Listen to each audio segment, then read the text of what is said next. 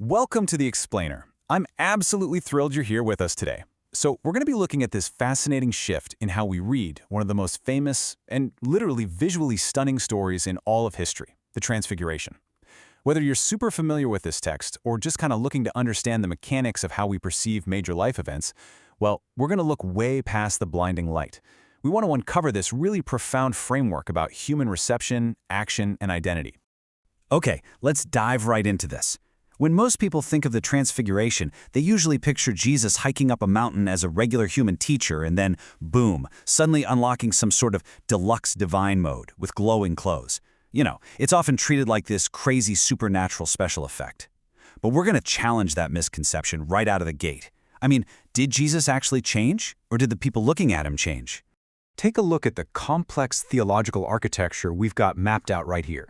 It actually reveals that this whole thing isn't just about a glowing figure on a hill. Not at all. It's a highly structured event designed to form what we can basically call high-gain witnesses.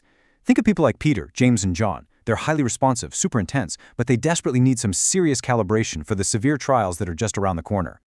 So here is our roadmap for today's explainer. We'll be covering 1. Beyond the glowing spectacle. 2. The stable anchor. 3. Modifying the receivers. 4. Echoes of the prophets. 5. Preparing for the cross. And lastly, number 6, action versus listening. All right, let's get into it. Number 1. Beyond the glowing spectacle.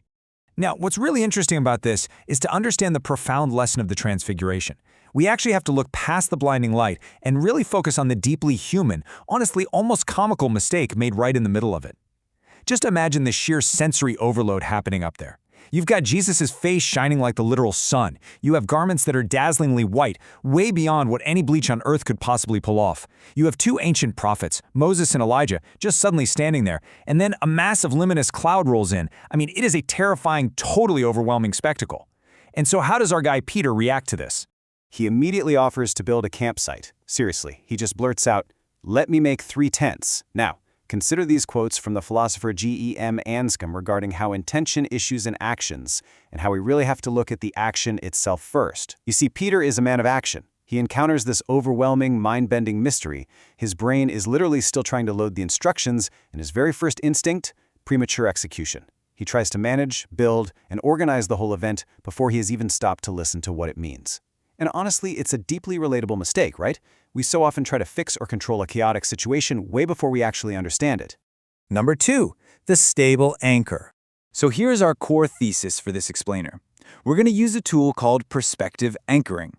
Basically, this means we treat Jesus as the stable, unchanging center point on the map. He isn't the one up there doing spiritual cartwheels.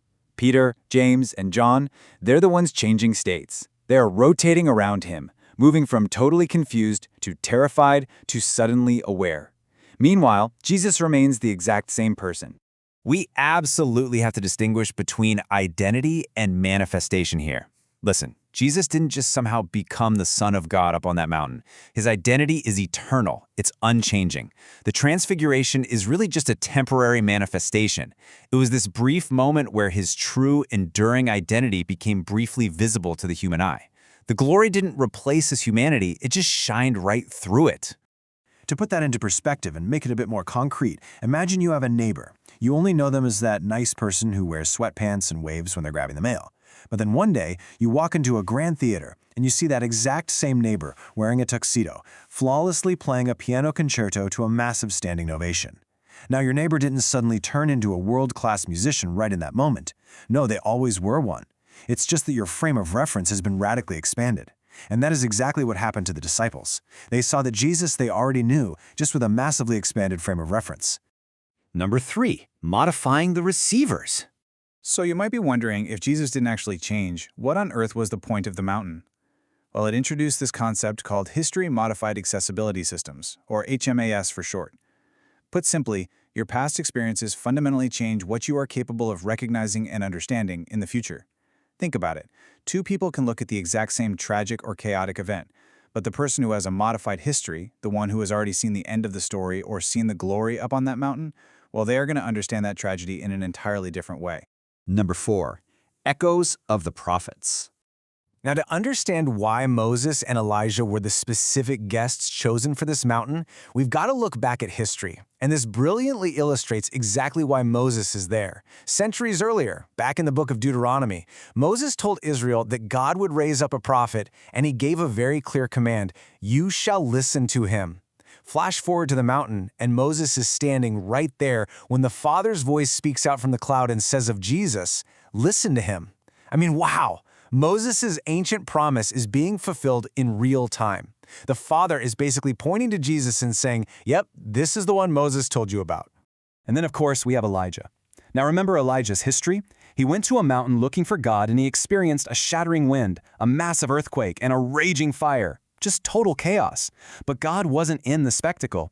God was actually in the subtle voice, the sound of sheer silence. So Elijah had already learned that the overwhelming visual spectacle isn't the point at all. You have to listen for the voice beyond the thunder.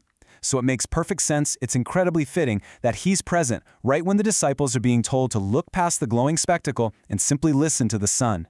Number 5. Preparing for the cross. Which brings us to the ultimate purpose of this whole mountaintop experience. Let's move to the timeline and see how this builds across the disciples' lives.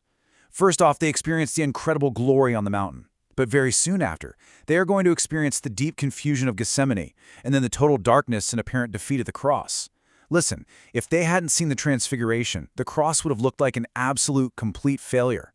But because their history was modified on that mountain, they now have a stable anchor. The man bleeding on the cross is the exact same beloved Son who glowed with divine light. The darkness doesn't cancel out the light. And this timeline ultimately guides them straight to the resurrection, where they finally understand how the whole shebang fits together. Number 6. Action versus listening. Okay, so we're at the climax of our explainer here, and we're really contrasting our very human desire to fix things with what we are actually required to do. Because the spectacle on the mountain? It's temporary. The vision ends. Moses vanishes. The majestic cloud just lifts.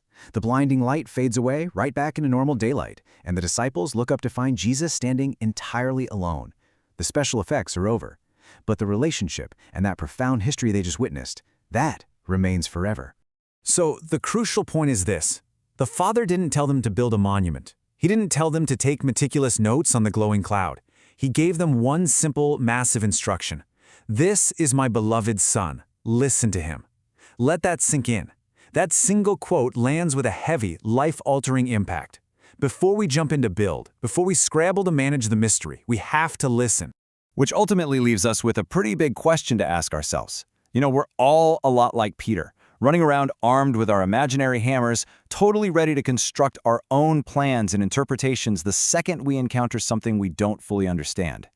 So are you frantically trying to build tents in your own life, trying to manage and organize all your circumstances, when perhaps, maybe you're simply being asked to pause, quiet your mind, and just listen? Think about that as you go about your day. Thank you so much for joining me on this explainer, and keep learning.